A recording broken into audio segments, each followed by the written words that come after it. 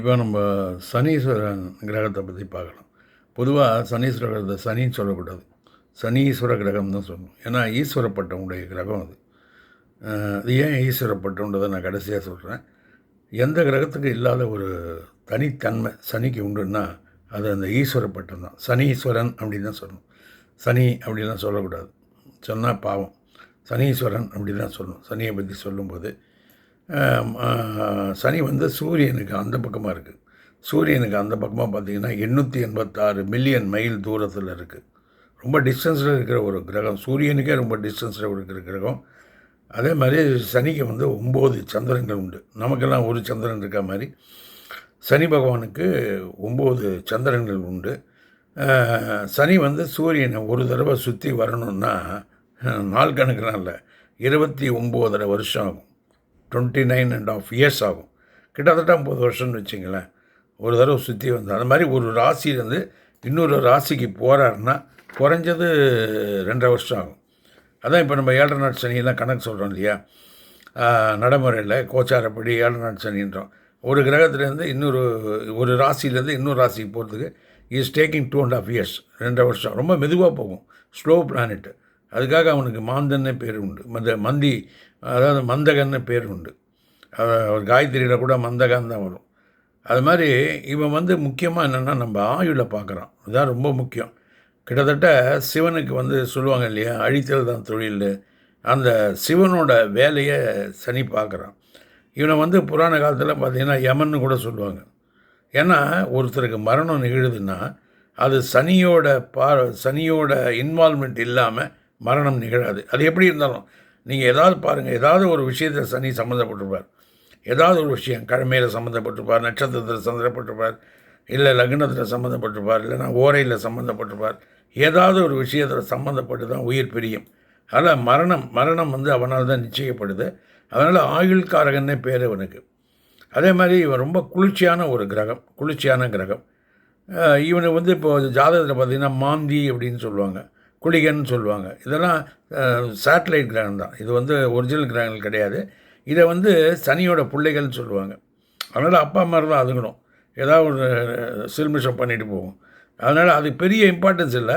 But ஆனால் சனிக்கு ரொம்ப பெரிய இம்பார்ட்டன்ஸ் உண்டு. ஏன்னா எல்லா கிரகத்தை விட அது பவர்ஃபுல் கிரகம், அதுக்கு முக்கியமான இம்பார்ட்டன்ஸ் உண்டு. ரெண்டாவது பார்த்திங்கன்னா சனி வந்து ஊனமுற்றவன்னு சொல்லுவாங்க. இப்போ புராணத்தில் பார்த்திங்கன்னா ராமாயணத்தில் இந்திரஜித் பிறக்கிறான். இந்திரஜித் பிறக்கும்போது சனி வந்து 11ஆம் வீட்டில் இருக்கிறான், லாபஸ்தானத்தில். அவன் அந்த மாதிரி சூழ்நிலையில் அந்த கிரகநிலையில் பிறந்தால் அவனுக்கு அழிவே கிடையாது. ஏன்னா இந்திரஜித் மாதிரி ஒரு பிள்ளை இருக்கணும்னு சொல்லுவாங்க. ஏன்னா எல்லா விஷயத்தையும் கெட்டிக்காரன், பயங்கரமான இது கெட்டிக்காரன், எல்லா வித்தையும் அவனுக்கு தெரியும். ஆனால் அவன் அந்த மாதிரி இருந்து மரணமே இல்லாமல் இருந்தால் உலகம் என்ன ஆகுறது? அதுவும் ஒரு ராவணனோட பையன், ஒரு அரக்கனோட பையன். அதனால் சனி என்ன பண்ணுறாரு, 11ஆம் வீட்டிலேருந்து 12ஆம் வீட்டுக்கு மெதுவாக காலை நீட்டுறாரு. அப்போ ராவணன் அதை பார்த்துறான். ஏன்னா ராவணனுக்கு அந்த சக்தியெல்லாம் உண்டு. அவனும் பல வேதங்களுக்கு இதெல்லாம் புராணங்கள்லாம் படித்தவன். தான் கதையால் ஒரே அடியை காலில் அடிக்கிறான், சனி நொண்டி ஆயிடுறான். இது ஒரு கதை உண்டு. அதனால் சனி வந்து ஸ்லோவாக தான் போவான். இவருக்கு உடல் ஊனங்கள்லாம் ஏற்படுது பார்த்திங்களா, இதெல்லாம் வந்து சனி ஒரு காரணமாக இருக்கும். உடல் ஊனமுற்றவர்களாக அது காரணம். அதே மாதிரி இப்போ நீச்ச தொழில் பண்ணுறாங்க, அப்படி நீச்ச தொழில் சில தொழில் இருக்குது. அந்த மாதிரி தொழில் பண்ணுறவங்க சனி ஒரு காரணமாக இருப்பாங்க. சனி வந்து ஒரு காரணமாக இருப்பார். அதே மாதிரி சனியில் வந்து பெரிய ஆளானவங்களும் இருக்காங்க. பெரிய பெரிய தோல் பிஸ்னஸ் பண்ணுறவங்க, ஸ்கின், அதே மாதிரி இரும்பு வியாபாரம், அதுக்கெல்லாம் சனி தான் அதிபதி. அதே மாதிரி சுரங்கங்களுக்கு அதிபதிகள் இவங்கெல்லாம் சனி இருக்கும். சனிக்கு வந்து துலாம் உச்ச வீடு, மேஷம் வந்து நீச்ச வீடு. அதே மாதிரி இவருக்கு இவரை போல் கொடுப்பாரும் இல்லை கெடுப்பாரும் இல்லைன்னு சொல்லுவாங்க.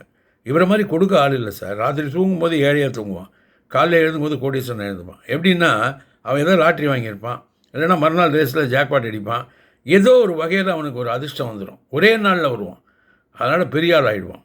அது மாதிரி ஒருத்தனை காலி பண்ணணுன்னாலும் ஒரே நாளில் காலி பண்ணுவான். இப்போ நடச்சக்கரவர்த்தியோட கதை நமக்கு தெரியும்ல, ஒன்றுமே இல்லாமல் ஆக்கி அவனை சுடுகாட்டில் கொண்டு வந்து நிற்க வச்சான் இல்லையா சனி பகவான்.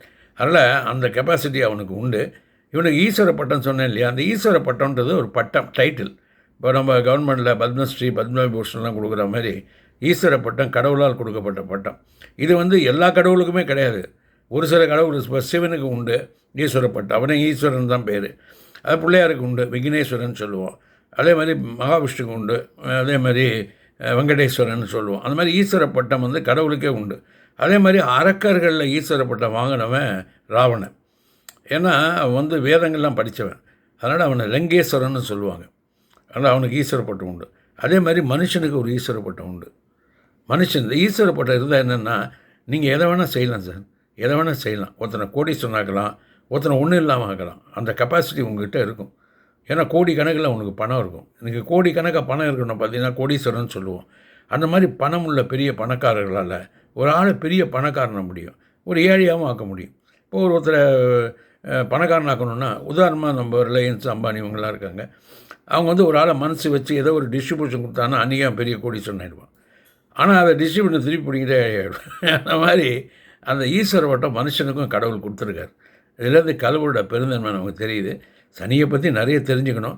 இருந்தாலும் இந்த குறுகிய நேரத்தில் தான் சொல்ல முடியும். அடுத்து தொடர்ந்து நம்ம பார்ப்போம்.